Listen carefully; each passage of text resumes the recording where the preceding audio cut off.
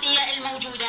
اليوم وأنا دا أتجول أثناء تجوالي علي بساعة القشلة وتحديدا بهذه الباحة، واحد من الشباب انطاني هذا المطبوع الصغير اسمه شباب المتنبي. طبعا هم كانوا موجودين وياي، راح نتعرف على شباب المتنبي، هذه المبادرة الجميلة وهذا المنجز الثقافي الجميل، ويكون التواصل عن طريق مواقع التواصل الاجتماعي لأغلب الشباب المتواجد معنا.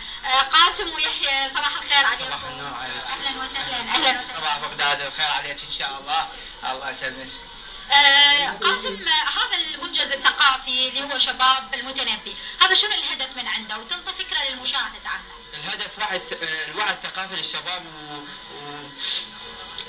الوعي والثقافي للشباب باللغة، ونحاول نواكب الحياة بالحداثة.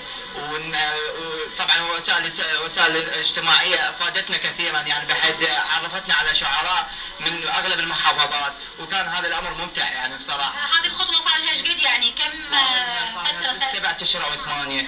هي يعني التوصيل وصلت توصيل الوعي الثقافي والاسعار الثقافيه والابداع الشبابي، الشعر والقصه والنثر. شلون شاهدت يعني قبول وصدى يعني هذه النشره الصغيره هنا بشارع المتنبي؟ صدى واسع وحلو، كل من ياخذها يحبها. فقط من قبل الشباب لو ايضا من الشخصيات الثقافيه الكبيره يعني؟ كبار ورواد من الشعراء ومن انواع المجتمع الناس. هذا المنجز الثقافي يحيى راح يترك لكم الباب مفتوح يعني امام تعارف الشعراء والشباب الاخرين يعني من دول اخرى؟ بل هو بوابه لبدايه حياتنا الادبيه الثقافيه، واحنا استخدمنا السهل الممتنع لكي اصبح الجمهور متلقي بسيط، بحيث احنا بسطنا اللغه فحبوها.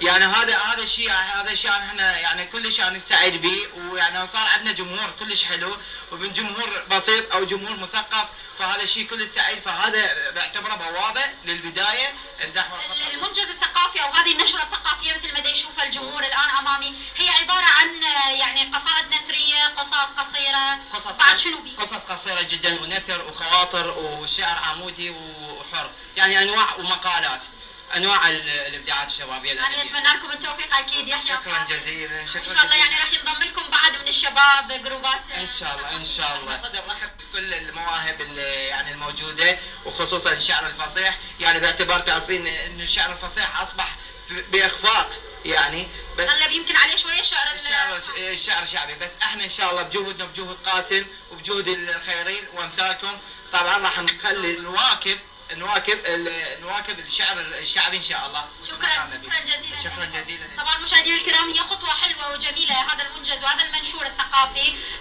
شباب او رابطه شباب المتنبي، لكي يصل صوت وثقافه الشباب العراقي المثقف هنا من قلب عمق الثقافه العراقيه شارع المتنبي. هذه عوده من جديد لك زميل علي الخالدي اكيد، وان شاء الله راح نهيئ فعاليات اخرى خلال وقت البرنامج. عوده لك علي.